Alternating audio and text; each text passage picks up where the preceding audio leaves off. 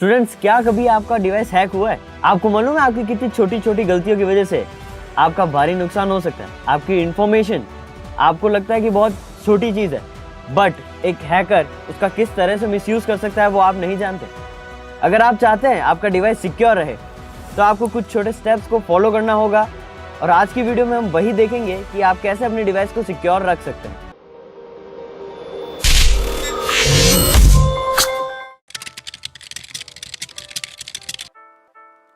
तो hello students, welcome back to WSCube tech channel. This is Ankur Joshi signing in. सबसे पहली mistake जो हर कोई करता है आजकल, अननोन सोर्सेज से एपीकेस डाउनलोड करना। अब एपीके फाइल्स जो है ट्रस्टेड सोर्स से ही डाउनलोड करनी चाहिए। आप जब भी किसी अननोन सोर्सेज से डाउनलोड करते हैं, अब उसमें कई तरीके से आपको अटैक हो सकता है। अब वेबसाइट के थ्रू अटैक हो सकता है, या एपीके फाइल में वायरस हो सकता है, या ट्रोजन हो सकता है। तो उससे आपके डिवाइस को हार्म पहुंच सकता है, आपकी इंफॉर्मेशन लीक हो सकती है। और एक गलती जो हर कोई करता है वो है रैंडम वेबसाइट विजिट करना। अब रैंडम वेबसाइट से मेरा क्या मतलब है? अब वेबसाइट हम विजिट करते हैं, हमें कैसे पता कि वो रैंडम, अब कौन सी रैंडम है? हम रैंडमली ही तो विजिट करते हैं। बट जब भी आप कोई वेबसाइट को विजिट करें, उसका यूआरएल जरूर चेक करें। अगर यूआरएल प्रॉपर फॉर्म में है तो वो एक जेन्युइन वेबसाइट है, और HTTPS होनी चाहिए वो, क्योंकि S यानी सिक्योर्ड होता है, वो SSL सर्टिफिकेट से सिक्योर्ड होती है। तो वो चीज आपको ध्यान रखनी है। जो HTTP पोर्ट पे चल रही है या HTTP से जो वेबसाइट चल रही है उन पे विजिट ना करें, वो सिक्योर नहीं होती है। और रैंडम वेबसाइट, जैसे कि अगर आपको PUBG का कोई एप्लीकेशन डाउनलोड करना है या WSCube टेक की कोई एप्लीकेशन डाउनलोड करनी है, तो ऑफिशियल वेबसाइट से ही डाउनलोड करें या प्ले स्टोर से डाउनलोड करें। और नेक्स्ट जो चीज हमें ध्यान रखनी है वो ये है कि हमारे डिवाइस का अननोन सोर्सेज से जो इंस्टॉलेशन प्रोसेस हम अलाउ करते हैं उसे बंद करना है। इंस्टॉल फ्रॉम अननोन सोर्सेज जो ऑप्शन होता है वो हमेशा ऑफ रहना चाहिए। अब ऑफ क्यों रहना चाहिए? इस ऑप्शन के ऑन रहने से अननोन सोर्सेज जो है, यानी आपके पास कोई थर्ड पार्टी एप्लीकेशन है या कोई थर्ड एप्लीकेशन है जो ब्राउजर है, वो अगर कोई एप्लीकेशन डाउनलोड कर देता है गलती से, तो वो ऑटोमेटेडली इंस्टॉल कर सकता है उसे। अगर आप ये चीज डिसअलाउ करेंगे तो वो एप्लीकेशन इंस्टॉल होने से पहले आपकी परमिशन मांगेगी, ताकि आप उसे चेक कर सकें कि ये जेन्युइन एप्लीकेशन है या नहीं। तो इसलिए ये ऑप्शन को हमेशा डिसेबल रखें। कुछ प्रोसेसेस में हम हैकर लोग इसे इनेबल करते हैं, but as a normal user आप इसे ऑफ ही रखें। अगर आप एथिकल हैकिंग परफॉर्म करते हैं, कुछ टास्क करते हैं, तो इसे उस समय के लिए ऑन रखें, फिर ऑफ कर दीजिए, ताकि आपको पता रहे आपके डिवाइसेस में क्या क्या एप्लीकेशन इंस्टॉल होती है। नेक्स्ट, और जो सबसे जरूरी है, जो आजकल मैंने देखा है कि कई लोग, मोस्ट ऑफ द लोग उसे यूज ही नहीं करते, वो है अपने एंड्रॉयड डिवाइस के अंदर एक फायरवॉल एप्लीकेशन। अब फायरवॉल एप्लीकेशन क्या करता है? फायरवॉल एप्लीकेशन के फायदे मैं बता देता हूं आपको। फायरवॉल एप्लीकेशन से होगा ये कि जब आप फायरवॉल एप्लीकेशन को ओपन करेंगे, वो आपको एक लिस्ट शो कर देगा कि कौन सी एप्लीकेशन इंस्टॉल हुई है और आपका इंटरनेट यूज कर रही है। अब उससे क्या फायदा होगा आपको ये पता चलेगा कि जो इंस्टॉलेशन के टाइम आपने परमिशंस दी, वो किस एप्लीकेशन को आपने इंटरनेट की परमिशन अलाउ कर दी और किसको आपने अलाउ नहीं करी, फिर भी वो इंटरनेट का एक्सेस कर रहा है। अब आपने एक कैलकुलेटर एप्लीकेशन डाउनलोड करा, बट आप उस फायरवॉल एप्लीकेशन में चेक कर पा रहे हैं कि कैलकुलेटर ऐप इंटरनेट को एक्सेस कर रहा है। अब आप ही मुझे बताइए, क्या एक कैलकुलेटर ऐप को इंटरनेट की जरूरत है? नहीं।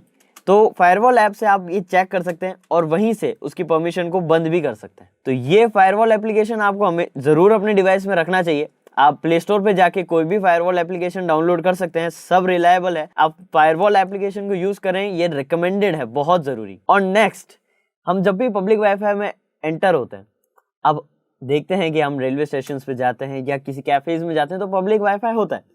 अब हमेशा पब्लिक वाईफाई जब भी यूज करें, आप VPN या Tor ब्राउजर यूज करें। और नेक्स्ट पॉइंट, अब ये जो है आपको अपने सारे सोशल मीडिया अकाउंट्स पे फॉलो करना चाहिए, जो कि है 2 फैक्टर ऑथेंटिकेशन।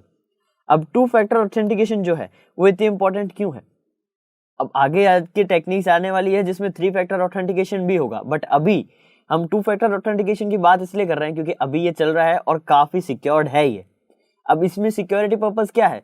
अगर आपका ID पासवर्ड किसी तरीके से, किसी सोशल इंजीनियरिंग टेक्निक से या स्निफिंग के जरिए किसी हैकर ने ले लिया और उसने लॉगिन करके एंटर करा, तो 2 फैक्टर ऑथेंटिकेशन से ये होगा कि अगर आपने ये ऑप्शन इनेबल कर रखा है तो आपके पास पहले एक वेरिफिकेशन मैसेज आएगा, OTP आ सकता है या वेरिफिकेशन मैसेज आ सकता है। जब तक आप यस या वो OTP एंटर नहीं करेंगे, आप उस अकाउंट को एक्सेस नहीं कर सकते, यानी आपके बिना कोई उस अकाउंट को एक्सेस नहीं कर पाएगा। इसीलिए अगर हैकर के पास आपका ID पासवर्ड पहुंच गया, आपके पास नोटिफिकेशन आ जाएगा कि कोई आपका अकाउंट को एक्सेस करने की कोशिश कर रहा है।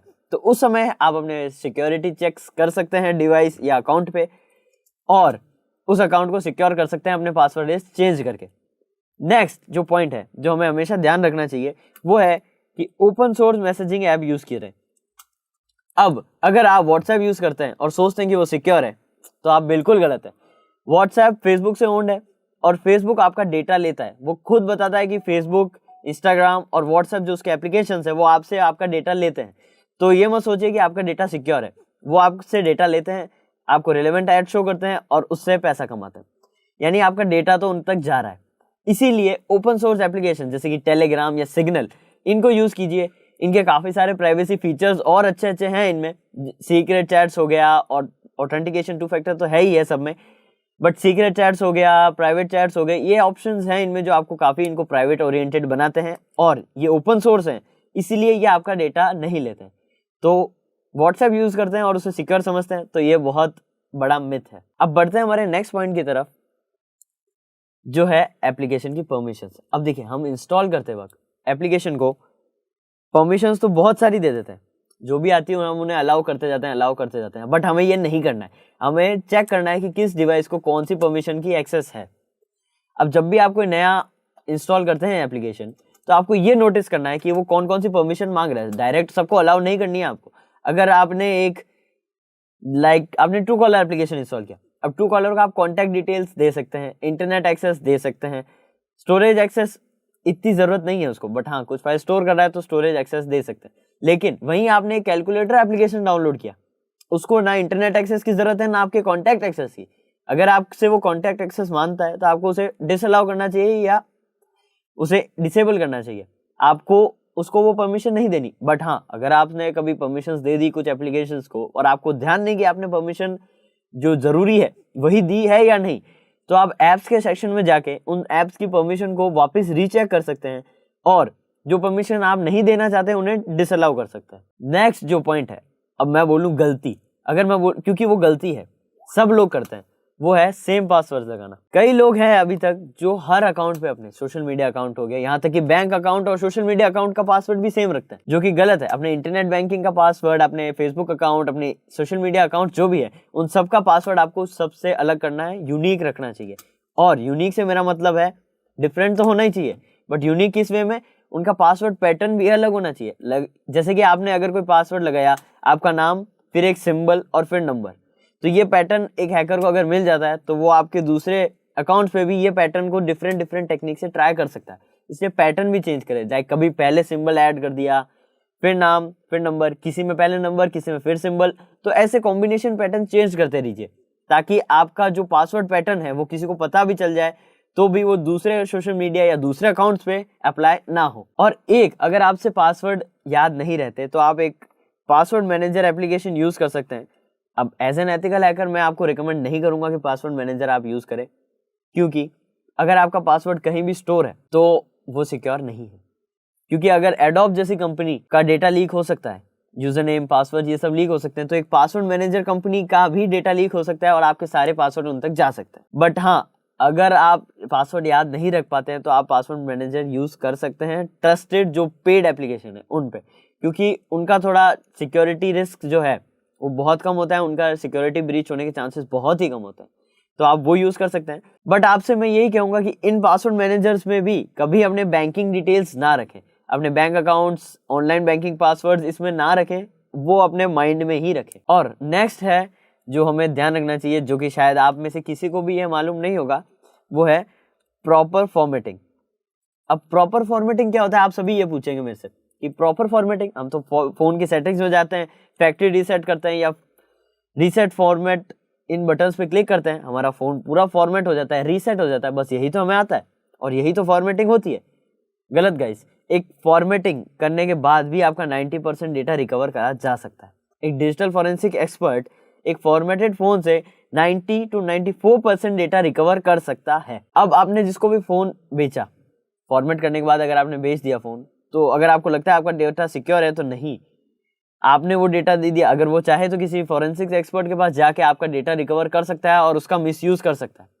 इसलिए प्रॉपर फॉर्मेटिंग जरूरी है। अब प्रॉपर फॉर्मेटिंग कैसे की जाए, अब कई सारी कंपनीज हैं जो प्रॉपर फॉर्मेटिंग के फीचर्स आपको प्रोवाइड करती है, पेड फीचर्स, बट आप घर बैठे कैसे कर सकते हैं, उसके लिए कुछ एप्लीकेशंस है जो कि थंबनेल्स क्लियर करती है। तो पहले आपको उनसे थंबनेल्स को क्लियर करना है, अपनी हिडन फाइल्स को डिलीट करना है, उसके बाद फॉर्मेटिंग के प्रोसेस को मिनिमम 3 टाइम परफॉर्म करना है। आपका डिवाइस अगर फॉर्मेटेड है भी तो भी उसे आपको वापस फॉर्मेट करना है और ये प्रोसेस आपको 3 बार करना है। अब 3 बार फॉर्मेटिंग करने से होगा ये कि आपका डिवाइस का डेटा काफी हद तक सिक्योर रह जाएगा, क्योंकि वो उतना पॉइंट पे रिकवर नहीं हो पाएगा। बहुत मुश्किल है किसी हैकर के लिए या डिजिटल फॉरेंसिक एक्सपर्ट के लिए कि वो 3 बार फॉर्मेटेड डिवाइसेस का डेटा रिकवर कर सके। तो आप 3 बार फॉर्मेटिंग प्रोसेस परफॉर्म कर सकते हैं। अब जो नेक्स्ट जो पॉइंट है वो है प्रॉपर सेफ्टी मेजर्स। अब प्रॉपर सेफ्टी मेजर से आप मेरा क्या मतलब है, अब देखिए हैकर्स अटैक करते रहेंगे आप पे, आपको उनसे बचना है। अब देखिए कुछ भी अनहैकेबल है ही नहीं, हर चीज जो है इस वर्ल्ड में, डिजिटल वर्ल्ड में, वो हैक हो सकती है।